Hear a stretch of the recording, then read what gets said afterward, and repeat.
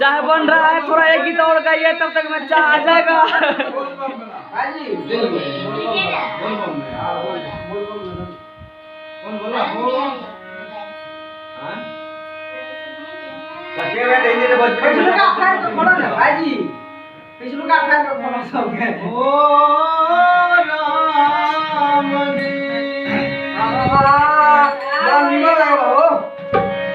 जरा हिम्मत लगावा हो।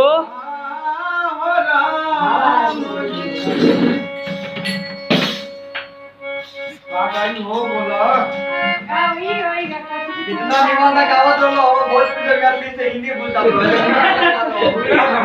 पतली गाय की हिंदी गाय हो टोटल अनलिमिटेड चली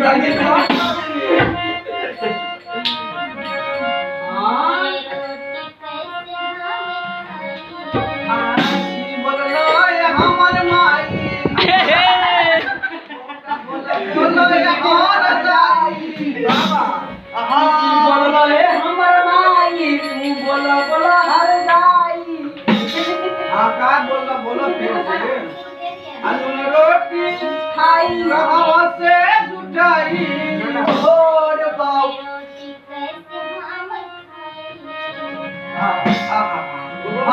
रोटी कैसे हम खाई प्याज के दाम कैसे लाई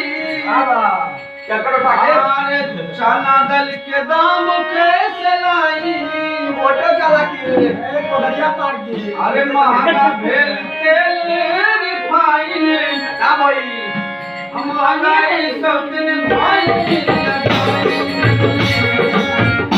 रोटी कैसे रोटी कैसे